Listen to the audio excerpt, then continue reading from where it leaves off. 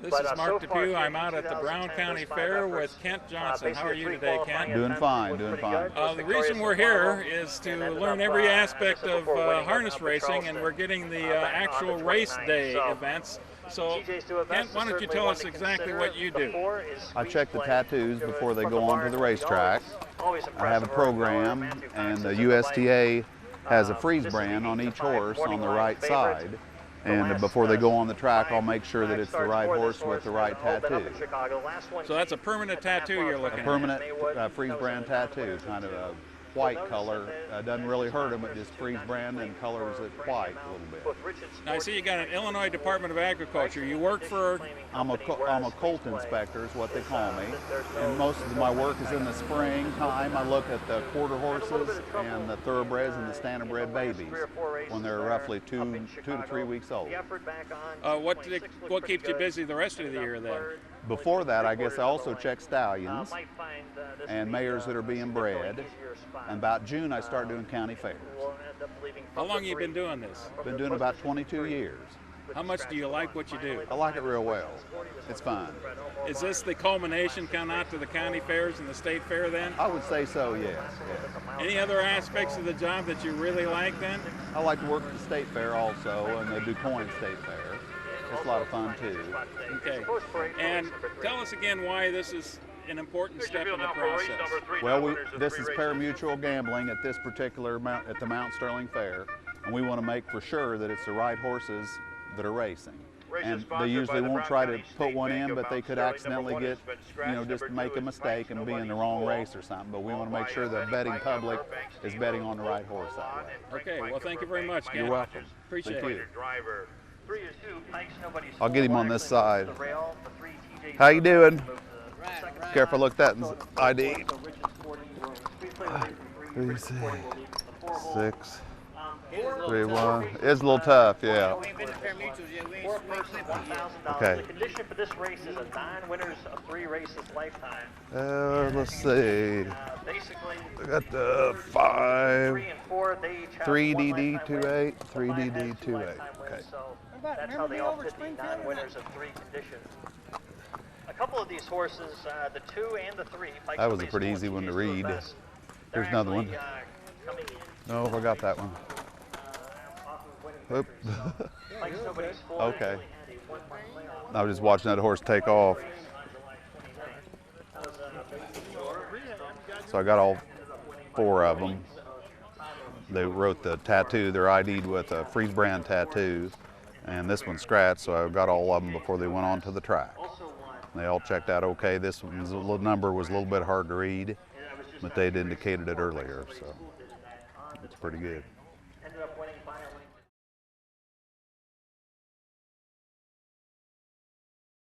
This is Mark Teefey. I'm with Jim Hannon. We're out here still at the Brown County Fair. Jim, tell me what your role in pari-mutuel wagering and this sport is. Well, we operate pari-mutuel wagering for not only the Brown County Fair, but also the Springfield and DuQuoin fairs as well. And basically, it's running pari-mutuel where people can go actually up to the windows and place a wager on a horse they think is going to win the race. Who do you work for? I work for Balmoral Park. I'm the general manager at Balmoral Park. And Balmoral Park, for those who don't know about it, is in Crete, Illinois, south suburb racetrack that races standardbred racing. Not thoroughbreds, but standardbreds. Standardbreds, which is a little different breed, yes. Absolutely. Tell us why this is so important to have this relationship that you've got. Well, pari-mutuel wagering is, it's a French word that means betting amongst themselves. So really, the patrons that are here today are betting amongst themselves who they think is going to win a race. And so a percentage is taken off the top, 20 cents out of every dollar, and out of that 20 cents, 10 cents goes to run the fairs, and the other 10 cents goes for the purses that are going to these horses to run and earn money in order to compete. And so it supports the breeding program, it supports the horse racing industry in itself, the ancillary income regarding breeding farms where people have to grow hay, they have to have horseshoers who shoe the horses, et cetera, et cetera. So pari-mutuel is very, very important. Why is it that people like you need to be involved, that the county themselves, that the state itself can't be doing this? Well, we're a little bit more experienced because we operate pari-mutuel on a day-to-day basis. So you have to bring in the equipment in order to run and take the bets.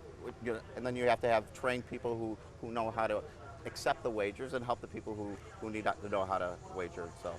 How many counties in Illinois do you do this for? Well, really, it's Brown County is the only county fair that we do parimutuel wagering, but also the Springfield is in Sangamon County, and they have the Springfield State Fair, and then the DuQuoin State Fair is in Perry County, so it's really 3 counties.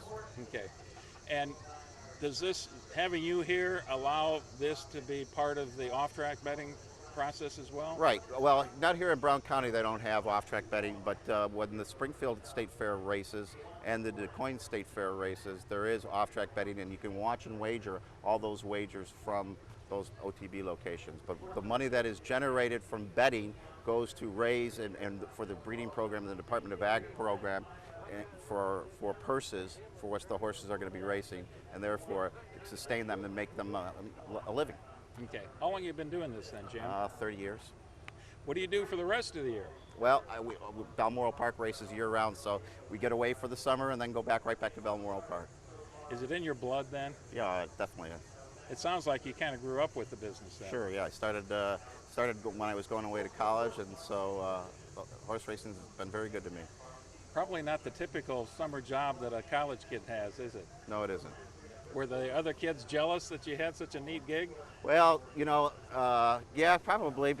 See, I went with 2 of my friends, and when we were going away to college, and I worked up in the press box, and they had to work outside in the track in the heat. So I stuck in the press box, and I guess I've been there all my life. So.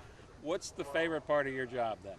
Well, meeting people, coming out to the fairs, meeting the great people that are participating in the horse racing, Department of Ag people, even the clerks. So it's a whole variety of different people and all the different, in the horse racing industry, all the different types of jobs that are available. Very, very important, and it's great people to work with. Well, here's a little tougher one for you. What's the future look like? Well, that's a very, very tough question, but we're optimistic. We think that there could be some legislation that would help us. We're competing, with other gambling businesses, and therefore, in order for us to compete, we want a level playing field and be able to compete. So we want slots at the racetracks. Probably 20 years ago, you might not have been saying that. 20 years ago, there wasn't the lottery, and then there wasn't, slots where we had to compete, and therefore, we didn't have to worry about it. But now, in this economy and this competition, we definitely have to be able to compete, and so that's all we're asking. We're an ag business. We have 40,000 jobs. We're a billion-dollar industry. Therefore, we need the help and support of continue to grow. Any final words then? Nope. We thank you very much, and thanks. Come out to the state fairs. Well, it's a lot of fun. It's fun to take in the assignment of the fair. Thank you very much. Thank you, Jim. Bye.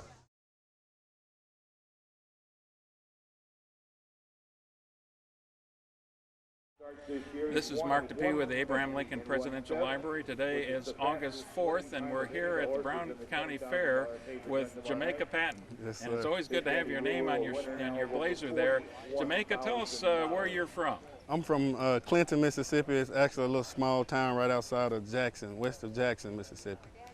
And you're here at the Brown County Fair because you're driving, right? Right, correct. How long have you been doing that? Well, I was raised up on a little farm in Clinton, Mississippi. Then I moved to Illinois in like 2005. I've been doing it pretty much all my life. Did you grow up on a standard farm, or was this? Well, my grandfather, he just had standardbred horses, and I raced around home, and got to reading up on the races about Illinois program, and eventually joined the Illinois program and been stuck here ever since. How many years in Illinois then? I've been racing here 12 years here in Illinois, and I've been living in Illinois 6 years. Excellent.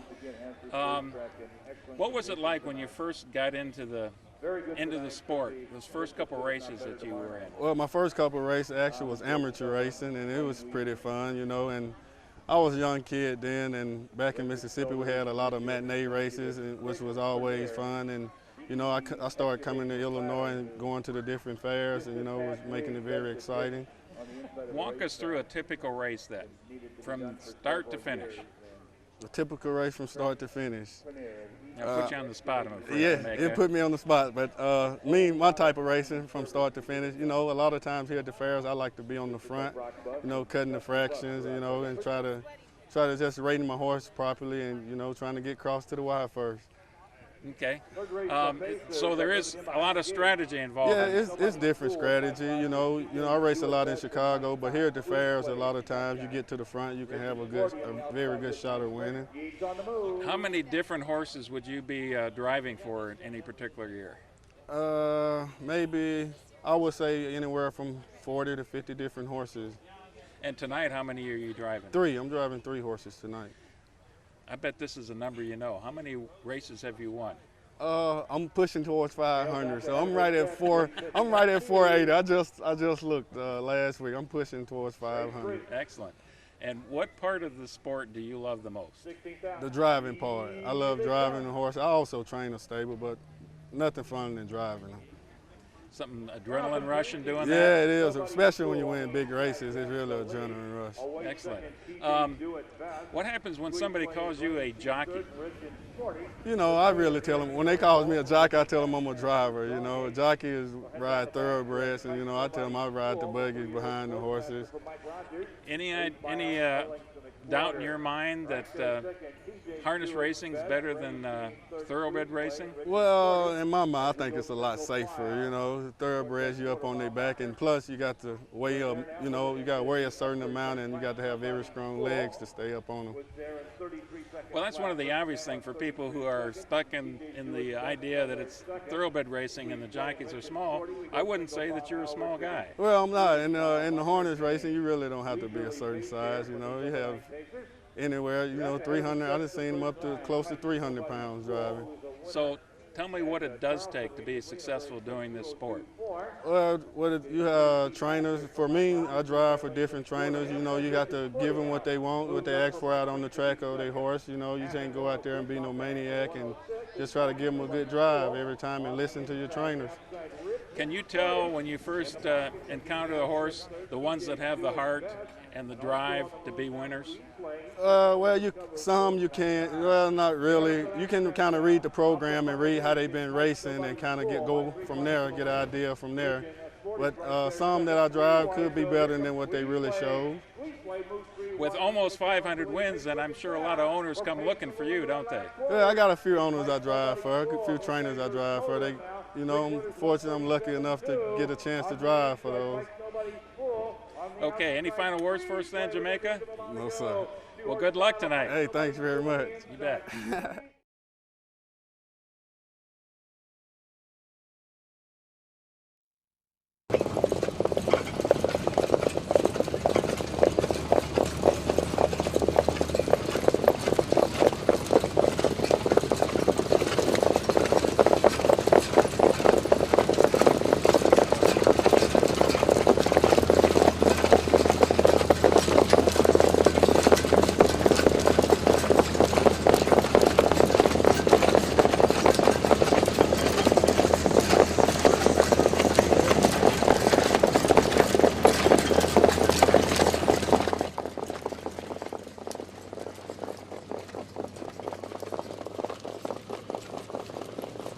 Go.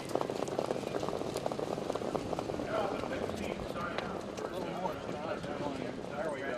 We're getting tucked away now. Okay, we're good. Yeah. On the outside, though, Brandy Alexander now gets the nose in the front.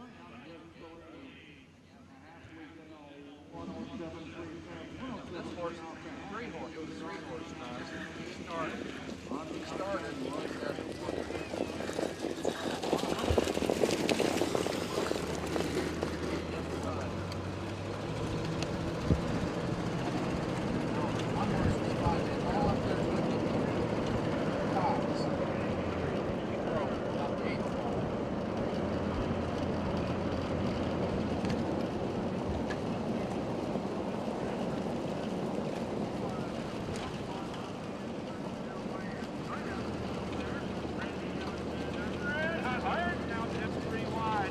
Across the racetrack, on the inside, sign out, Randy Alexander, red hot heart coming on, that's 3 across, Randy Alexander, red hot heart on the outside, Randy Alexander, red hot heart, Randy Alexander!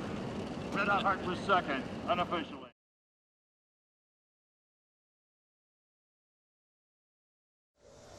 This is Mark Depew. I'm out at the Brown County Fair, and I'm standing in front of Dick Hull. How are you doing tonight, Dick? I'm doing great, Mark. Dick is an old friend of the oral history program. We've interviewed you. You've interviewed several other people for our program, but tell us about why you're here at the Brown County Fair tonight. Well, I'm testing horses to, blood testing horses to see if there's any violation in the drug residues that might be in those horses that would give them a competitive advantage over any of the other horses that don't have that competitive advantage of extra drugs. So we're here watching the parimutuel betting process, watching the horse races, obviously involved with that. Does this go on for races where parimutuel betting is not a factor? Yeah, it's also involved with the county fairs. We've been doing this for the last 3 years at county fairs to see if there's any violations involved in the racing. Does that mean you get to go to an awful lot of Illinois county fairs? Well, probably more than I'd like to sometimes, yeah. How many do you think you've gone to so far this year? We've, I don't go to all, I just go to the ones that's in the central Illinois, and we've gone to about 5 altogether, I think. And they're picked at random. Okay, so there's several people who do what you do then? There's another veterinarian in southern Illinois that does this. Yes. Okay. Are you going to be working at the state fair as well?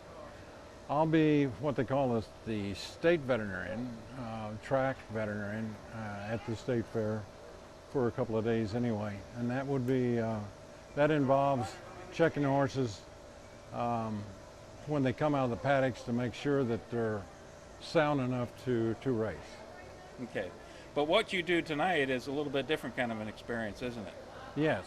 This is strictly drug violation testing that we're doing here. We're going to be filming you as the next horse comes out. Is this right after the race is done that that they're brought over here? They're brought over here immediately after the race. They're cleaned up, the harness is taken off of them, they're washed down, and then they're put in a paddock where we can test the urine. And that might be what we're seeing behind your shoulder here. Probably so, yeah. And we're after the urine is tested, is collected, then an hour and 30 minutes after the race, then we collect the blood sample.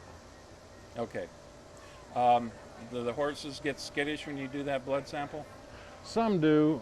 Some are used to it, but these horses at most of these county fairs are 2-year-olds, and a lot of times that's the first time they've had a blood test. Any particular drugs you're looking for? I'm assuming that we're talking steroids.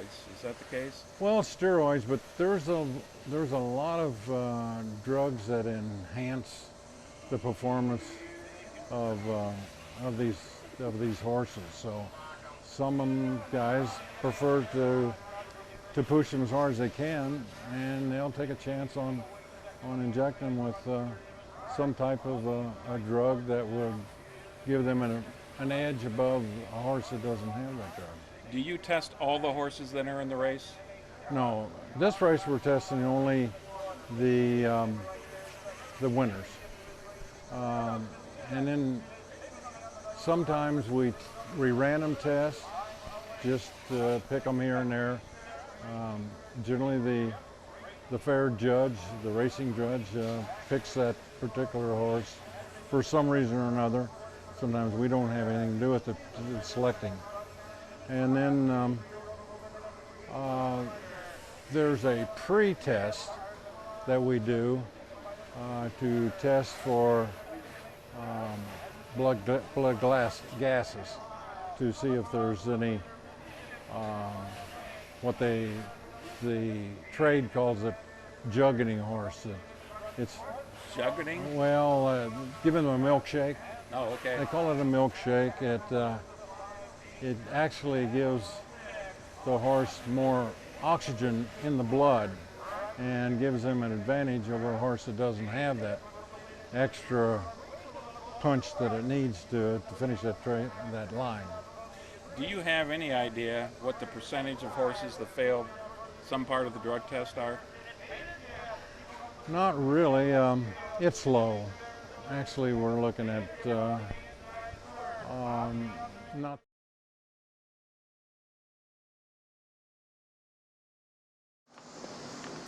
Field of 5 will now move in behind the starting gate. Peace and Bob Newman, Apache Pete, Alan Bowen, Mr. Solo Sport, Jerome Daniels, Lux Acquisition, Steve Houndford, and Yale 4 with Mike Gott.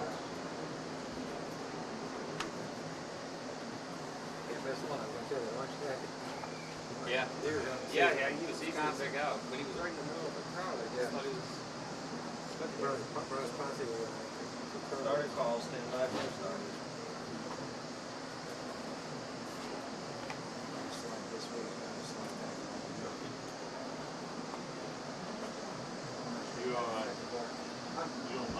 Piece of filly, the rest of the horses in this race, Colts and Geldings.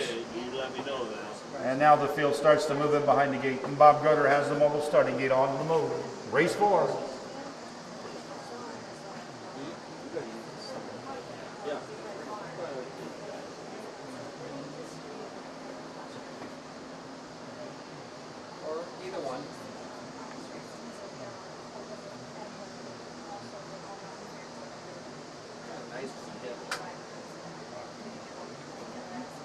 Three-year-old open pace. There's now an 8th away. Gates picking up speed.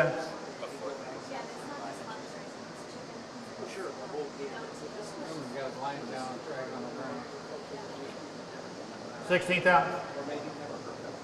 Here they come. They're off in a pacing. Up front, the leader, Apache Pete. Apache Pete drives out the lead. Away second is Peace. On the inside, third is Lux Acquisition. Back there, fourth is Mr. Solo Sport. Moving up, Yell 4 on the outside now. He moves up, gets rough gated. Yell 4 goes off stride. This field swings to the backstretch. Apache Pete, Alan Bowen leads by 4 pieces back there, second.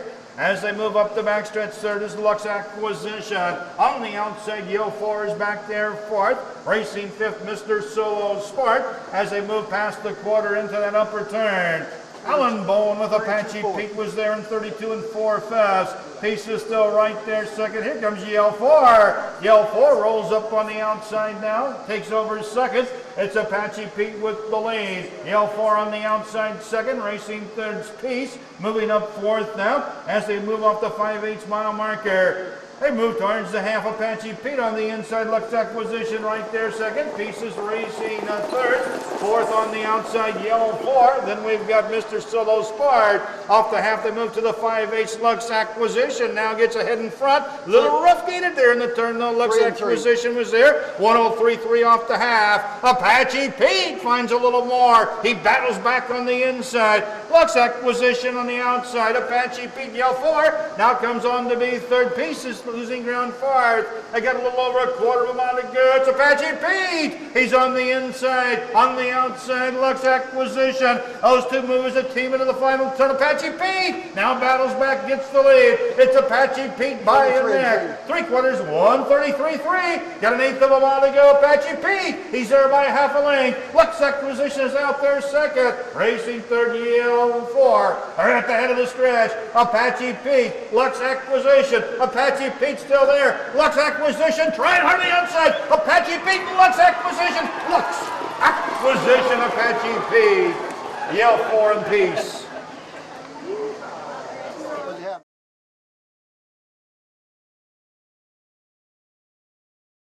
Well, Ed, we finally got here, didn't we? Well, yeah, we're here at the Brown County Fair. I got a night tonight, beautiful weather, and good horse racing, Mark. Well, we had quite a bit of rain right before this, about 2 hours ago. It doesn't seem to affect the track, though, did it? Got pretty much a limestone all-weather track here at Mount Sterling, so it's in pretty good shape tonight.